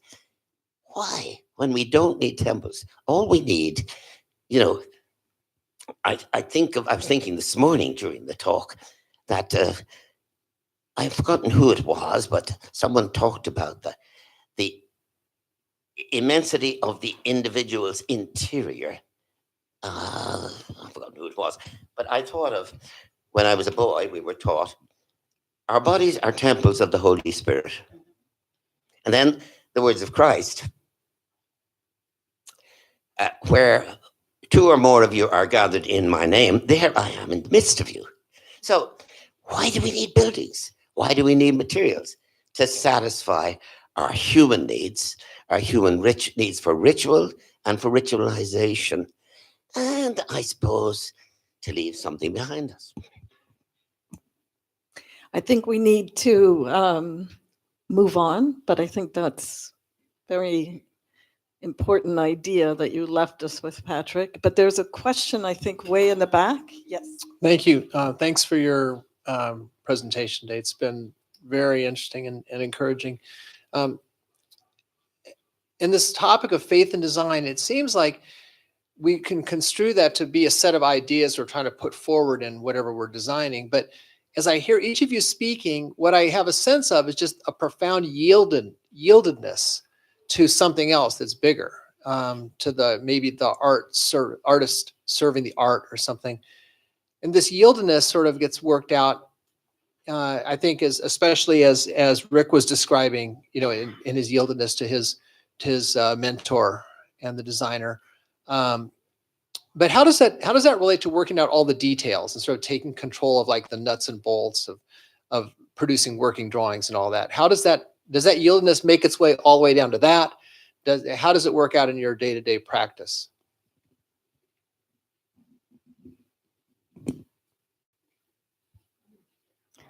Yeah, I'm not sure. I know what yieldedness means. But I can say something about how I like working, and I don't know if it has to do with faith or not, but I think I see two kind of pulling wishes. One of them has to do with a sense of a certain commitment to some kind of set of ideas, and sometimes they come from the client. In the Kesher synagogue, the rabbi was very committed to the fact that it should be a universally accessible building, even though the board didn't seem at all interested in that topic. But it ended up being a really important force in the way we designed the building, and he felt that it is the dignity of every member of the community that they can reach up to the ark, that they could, without going up steps, that they could come be called up to the Torah. And in the typical way a synagogue is constructed, that's actually quite complicated because of sight lines. You want to elevate the main prayer table and the ark, and ramps take up a lot of space, as you know. So I think there's a certain set, to me, of commitments that are part of a kind of set of beliefs. And then on the other hand, I feel that I do have a commitment to my clients. And the commitment to the client is not only to listen to what they tell you that they want, because I think often what they tell you is really not what they want. Not in a, I'm not saying that in a, I'm the expert and you actually don't like that. But for example, in the 14th Street Y Community Center, they came and they said, we want a new fitness center. And that was not what was going to transform their building. That would maybe bring in some more income. But through the process of working with them on what they really want, how they want it to feel like an edgy and open and new space, I think we got to the core of what they really, how we could help them be a better place. And so I have no idea if that relates to yieldedness, but it does relate to my commitment. Yes, Kyle. Thank you very much. Jennifer spoke about not being Armenian, but being responsible for the Armenian Museum. And Rick, you spoke about, as a Christian currently working on a synagogue and a church and a mosque. Are those two things comparable?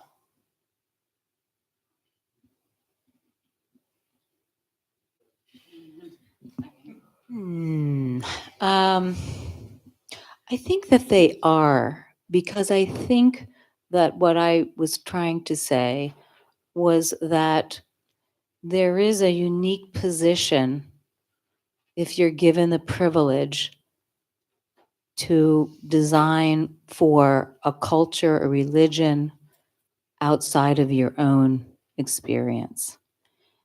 And as long as you maintain a level of respect, curiosity to learn, and to constantly evolve and listen to other people, I think it can be something for everybody involved as individuals to connect, the knot that connects people and ties cultures together. So I think that must be the experience that you probably have when you're introduced to an architectural project outside of your own spiritual practice. Certainly, I begin those projects with a lot of listening, which is usually predated by reading, doing kind of active listening on my own before I force myself onto my client and prove my ignorance. Um, what I found is that a good client is really also willing to teach. And so we get to sit at their feet, learn from them. And we have a saying in our office that we like to bring our clients' wisdom to center stage. It's not my wisdom, but it's theirs that actually matters. They're usually the expert on whatever I'm doing, whether it's a church, a synagogue, a mosque, a laboratory with a Nobel Prize winning scientist, a ballet studio for a premier dancer in the world, or an environmental center for Lady Bird Johnson. I am not the expert. In every case, they are the experts. And I think that acknowledgement of that I'm really there to serve, and not in the sense of, I think, as you said, Esther, not served by abdicating my responsibility or my ideas, but by really beginning by listening. I think a lot of that begins with this notion of surrender. We decide that we're going to surrender our will at some level, and one of the reasons why I'm so fascinated with this idea of Shabbat or rest is because it is a remembrance that we are not slaves to this practice. We're not slaves to architecture. We are no longer in Egypt, but that we have come out of there and we are not forced to be people who just produce, but that we're given the gift of rest. And so as we rest, as I've heard it said, for 6 days, we occupy ourselves with the creation of space, with the creation of civilization. And for 1 day a week, we occupy ourselves with time. And that in that space of time, we give ourselves the ability to listen, to really listen, which we can't do while we're producing. And so I do think they're actually related to your question, Kyle, that I think we as architects and designers are horrible at resting. We are, because we think if we just work longer and harder that it will be better. And in the process, we've actually given up our childhood. We've given up the fact that we were children of the living God and no longer slaves. And so I would invite each one of us who are in this design profession to learn to turn off the devices, to listen to the living God, and trust that even if we do that, and especially if we do that, He will continue to work in and through us and use us in powerful ways. Question in the back. Yeah. I have a question. As a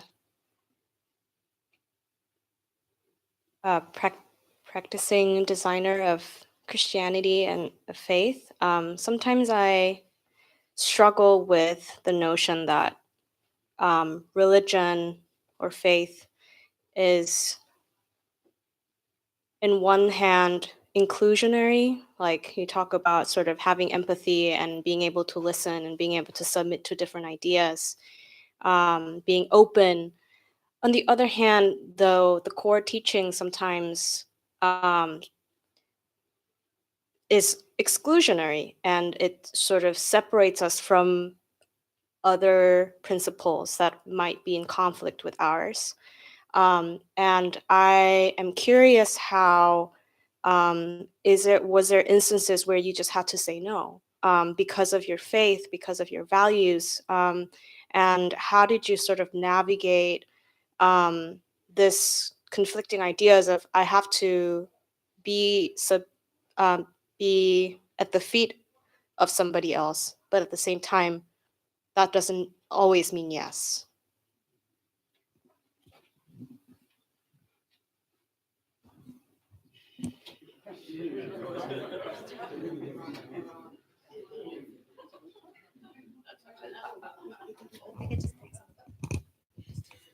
Takes a minute.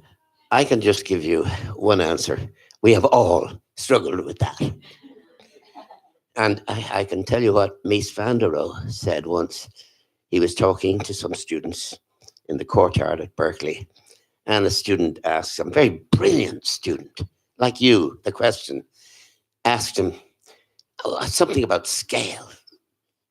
And Mies seemed to go asleep. He wrapped his arthritic hands around his knobbly stick, and he thought, and he put his head down, and we thought he'd gone to sleep. And after about 3 minutes, he said, "Work on it."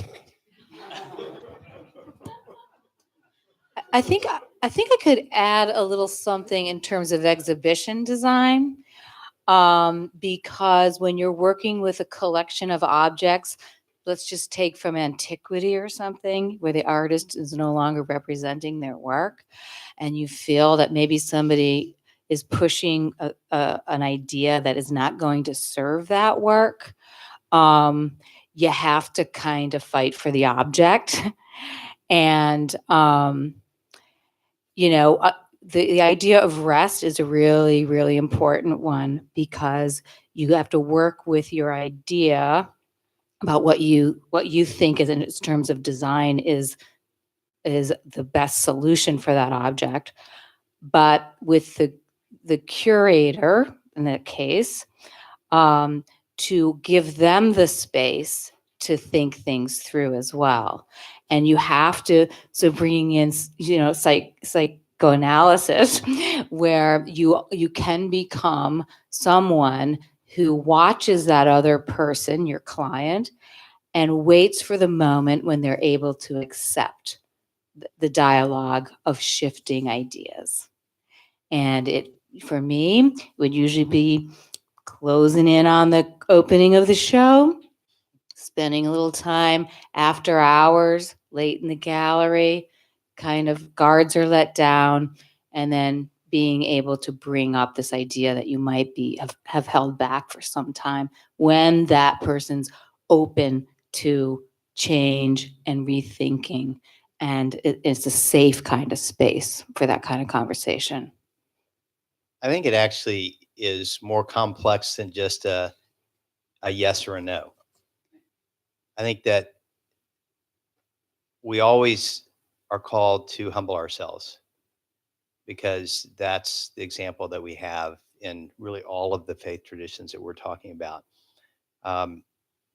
There are times when my job is just simply to listen to what my client or contractor or consultant is saying, and to not pass judgment, and not even to share my thoughts.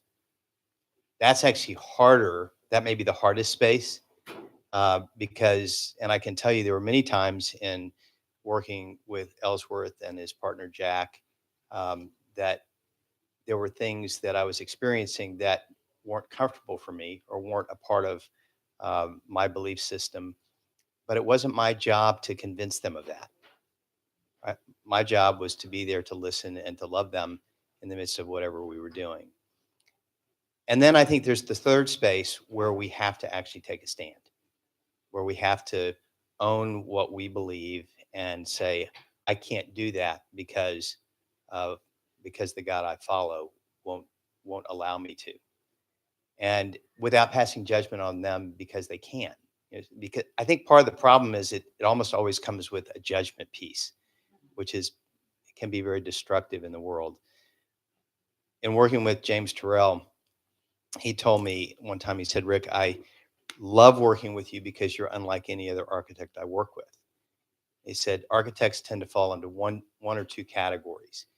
They either completely abdicate to me because I am the great artist, and then I do really stupid things, or they aren't willing to share the space with me. They don't want me to take up the oxygen in the room.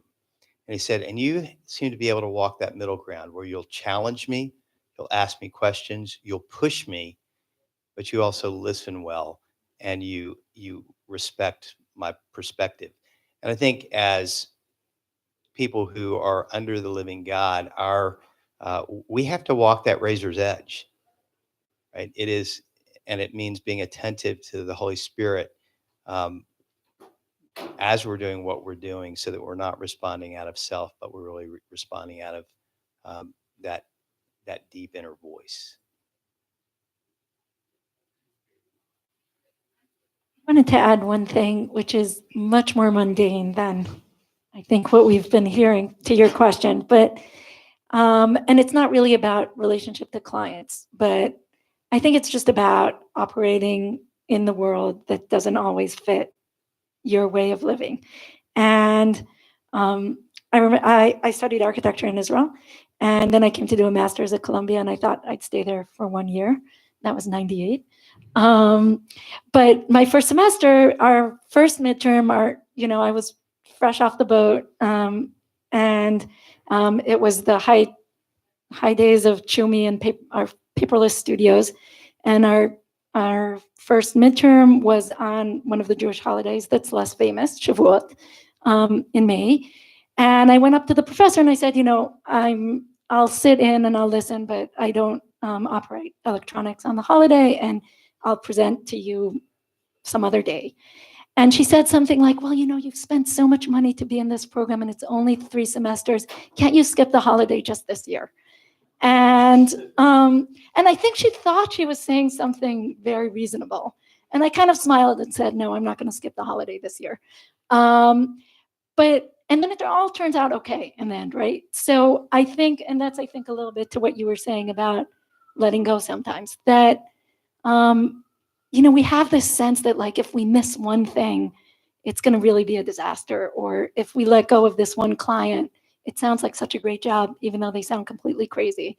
And sometimes you need to let go of some of those things and kind of have trust that, or faith that design will come from other places.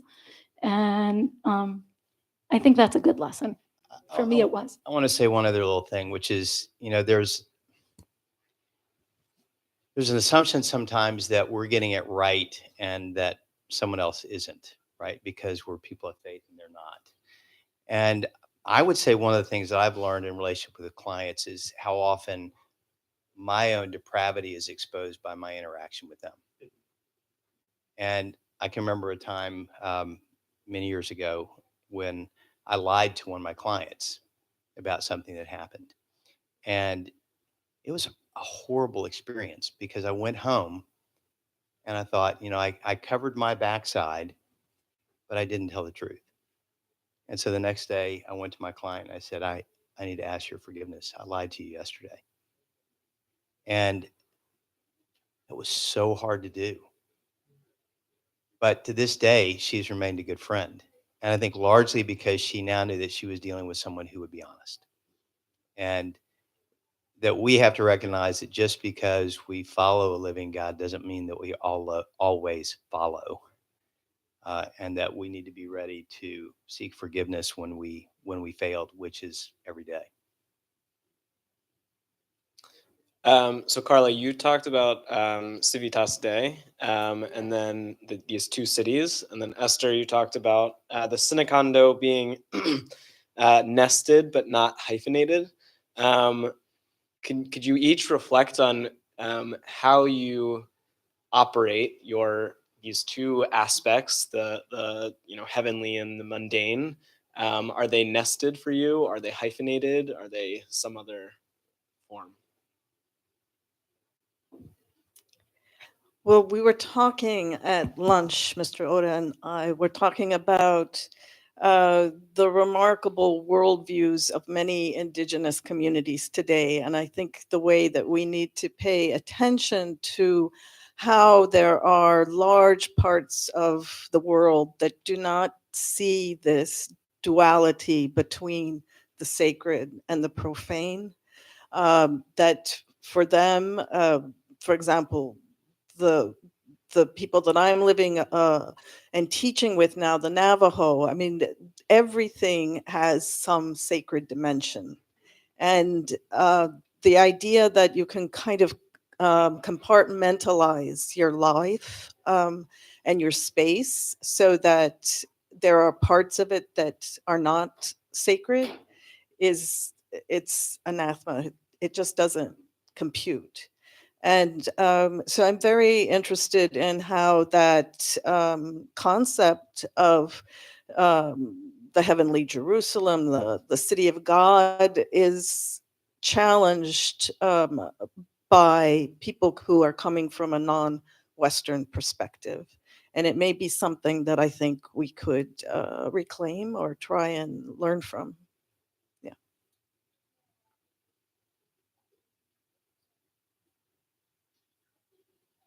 I'm not sure I know the answer to your question, Ben. Is it hyphenated or not? And is the question, are we as people who have religion in our life and operate in many other spheres, are we the same person in all those contexts, or are we changing? I mean, I think, I mentioned my friend who just died, Lou, and I think one of the really beautiful things was his kind of willingness to notice how we're never the same person, in that every different context brings out different stuff in us. And which doesn't mean that we don't have a sense of self. It's not that we atrophy into, just mimicking whoever we're around, but it's that these different parts of life, or the different people we meet, or the different people we chat with during lunch, evoke in us different things and are part of who we are. So I think for me, it's very hard to parse those things out. I think I am that constellation of all those different things, and then I'm never exactly that same constellation. It's a kind of shifting thing. And I think that's what's really special about architecture, I think, because every project is a new opportunity to learn something about being human, about being a society, about being a person. We're all different. Yeah. We're all different. We're different, and we're very the same in so many ways, we're both. Exactly. Thank you again for another wonderful panel. Let's give them a hand. So we're going to take about a 10-minute break just for coffee and snacks, and we'll meet back here at 3:15.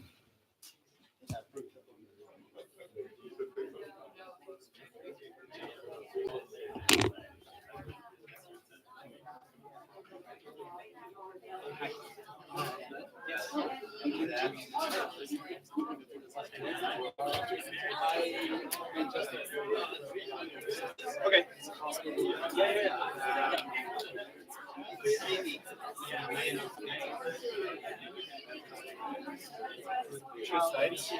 Just uploaded them to the file. I actually do, and you hate it when people come up and show up in slides. I know. 10 minutes. That's okay. That's okay. That's fine. Better that we deal with it now. I can't mind on the virus. Oh, see if I can. That's fun. Do you mind returning this to Patrick? So Patrick, yes. No, yours are. I could use. Oh, okay.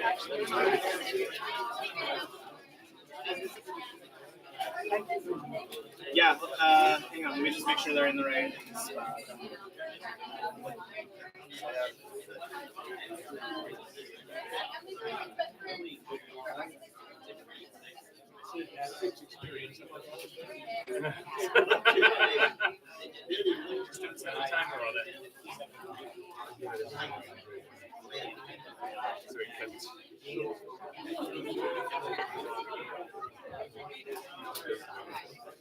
I didn't realize what my slides until literally the moment.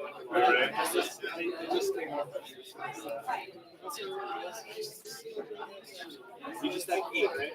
Yes, yes, 8 slides.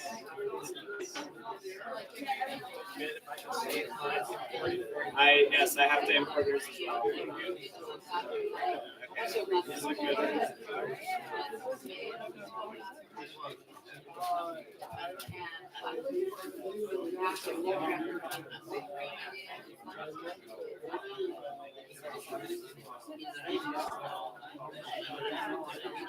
I didn't know I do have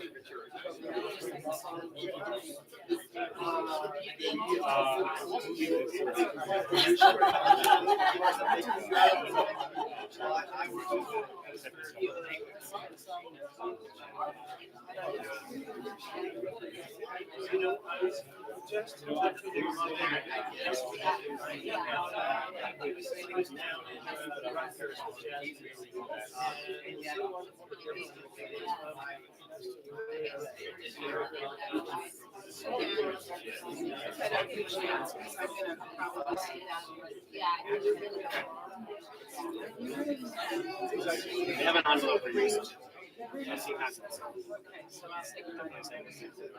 Thank you for coming. Yeah.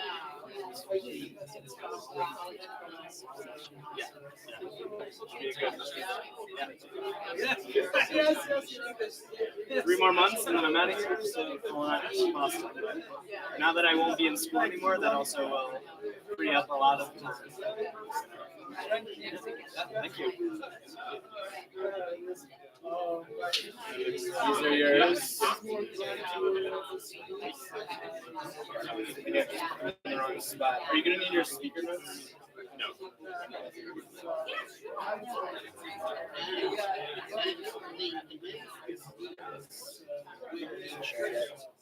In the right spot.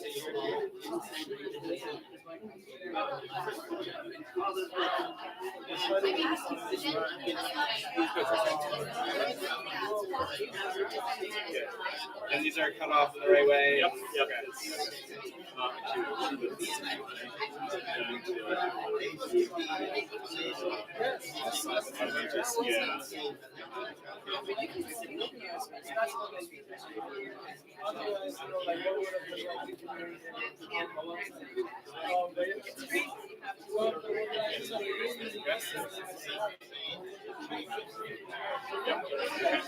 Thank you, sir.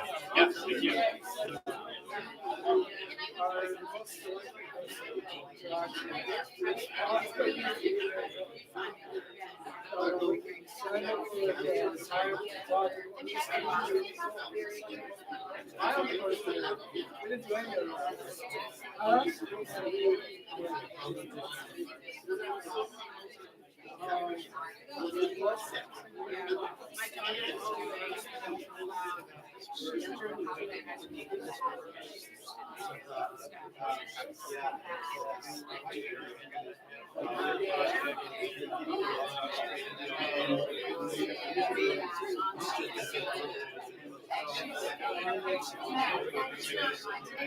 I didn't realize that the slideshow until just moments before, so sorry for that. Even us young folks can handle it sometimes.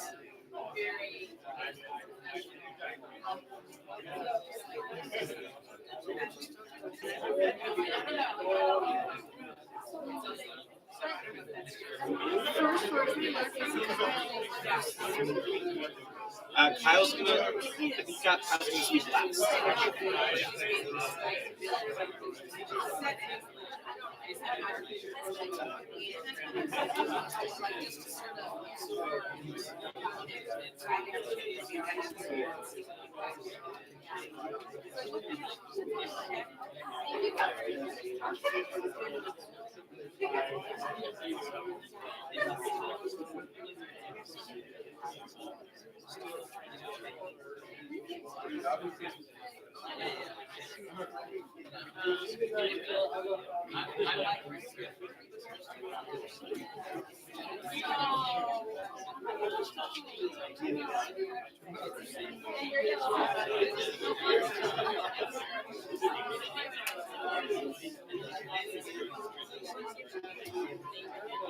Kyle.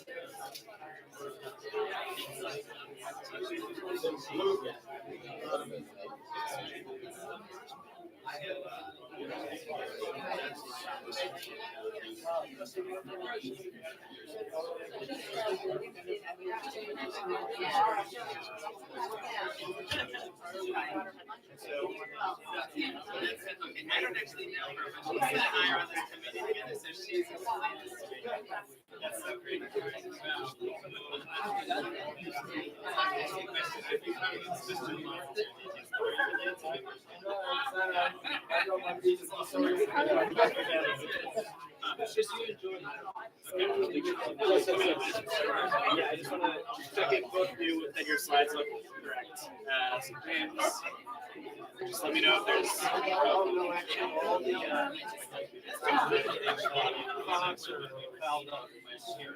okay. Oh, so 1988 isn't showing.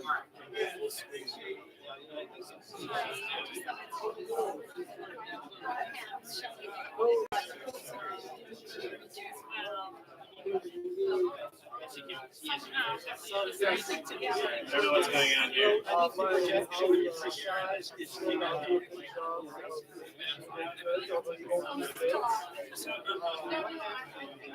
And I imported it into Google Slides. I can. We'll just have to switch it. Okay. That's safer because otherwise it's all. Make sure it's not skipping. Okay.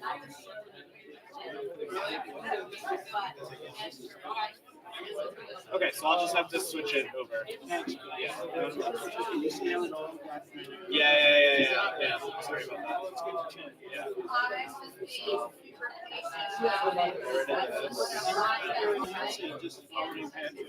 Yeah.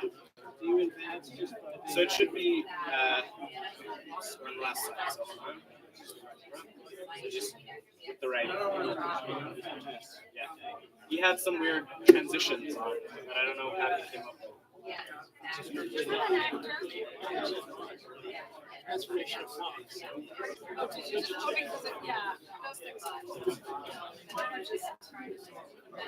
Let's check.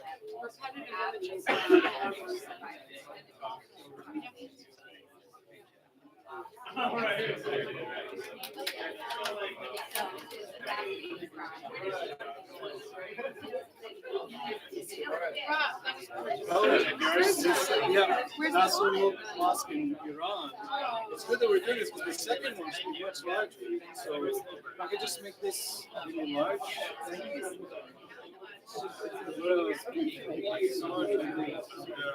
Smaller, bigger? Bigger. Well, this might be good. Online or whatever your intuition tells you. let's do one line. Yeah. Thank you. All these. All right. That's good. Yes.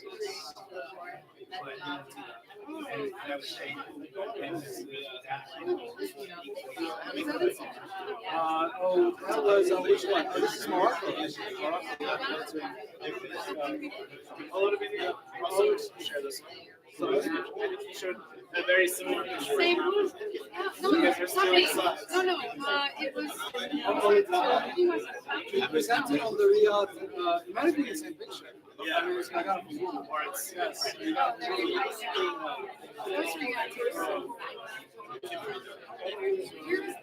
This is Iran. That's Iran. I have to. I want to try to recall the name of these particular things. Yeah, I'm gonna figure that out right now. All right, thank you. That's. So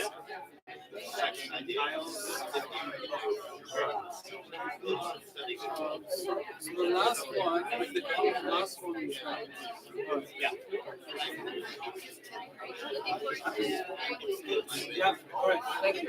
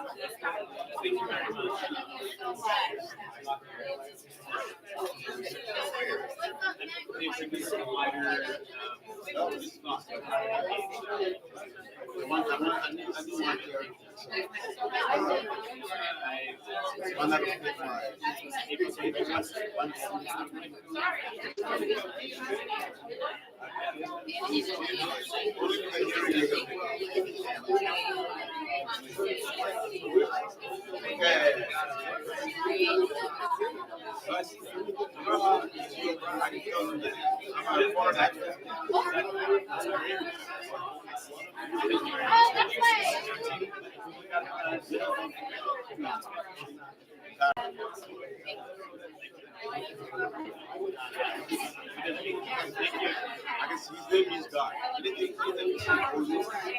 That was a nice accent.